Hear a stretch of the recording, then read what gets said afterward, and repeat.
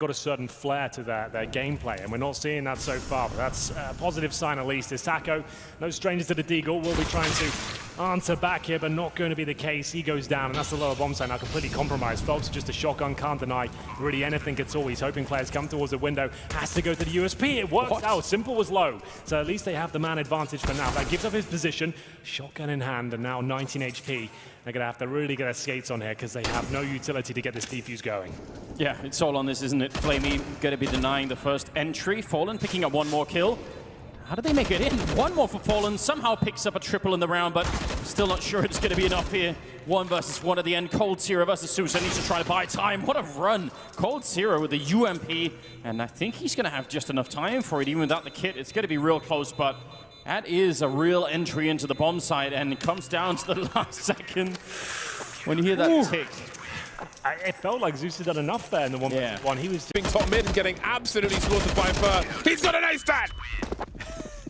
Yeah, he's absolutely got an ace. And I wonder if the intention of going slow for MIBR was just to exhaust utility, but there wasn't really that much for MIBR anyway, because they chose to get big guns out mostly. So there you go. Nice and clean. Get them statistics, baby. Bish, bash, bosh. Man like Fur.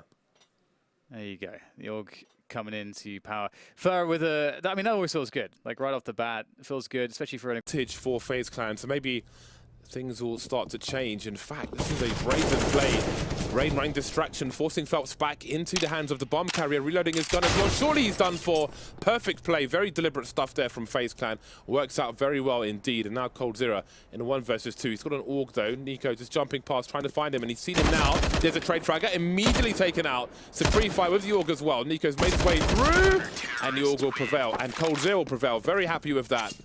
And that is MIBR back to winning ways, but only Cold survived that round, so the money's going to be tight for MIBR, and FaZe Clan might have a decision to make about this round. Yeah, that's a really crucial clutch coming in from Cold Zero. The 1 versus 1 against Nico. Not an easy one to win. Way is it? Every other round for FaZe Clan is an eco round. If they're buying and losing everything on the CT side, you don't get that bomb plant bonus for CTs when you lose the round. You know, that 4,200 will keep a T side in business when they're at max loss bonus, but the same cannot necessarily be said for a defensive side, so it will be... Holding it in for his teammates. More rotation should be happening. I mean, they know a lot right now. Fallen's actually playing this really well. He just has to get the kill, and that's easy. Job well done, just as the grenades come out from Astralis, so they've kind of committed to this a little bit, and they're going to keep pushing it. The rest of MIBR making their way from the B bomb side, and Fallen, he's playing it so well.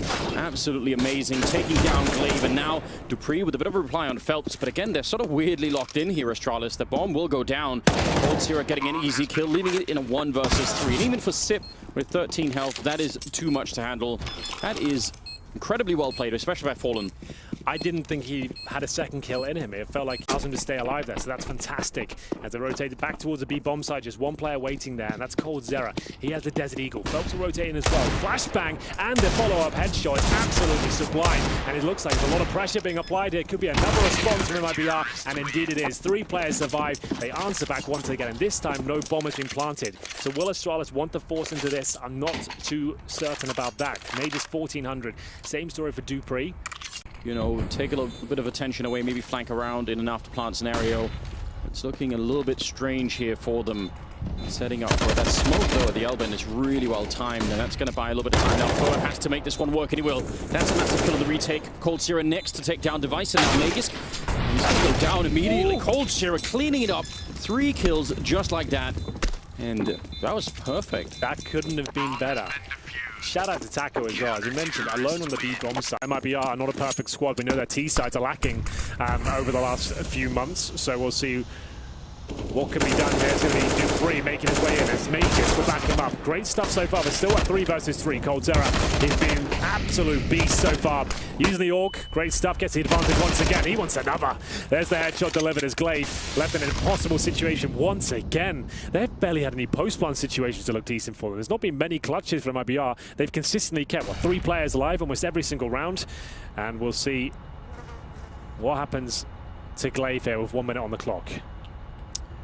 You really got to love that little flashbang to set up the third kill as well. So he could have just gone for it, but instead, Fallen setting it up nicely.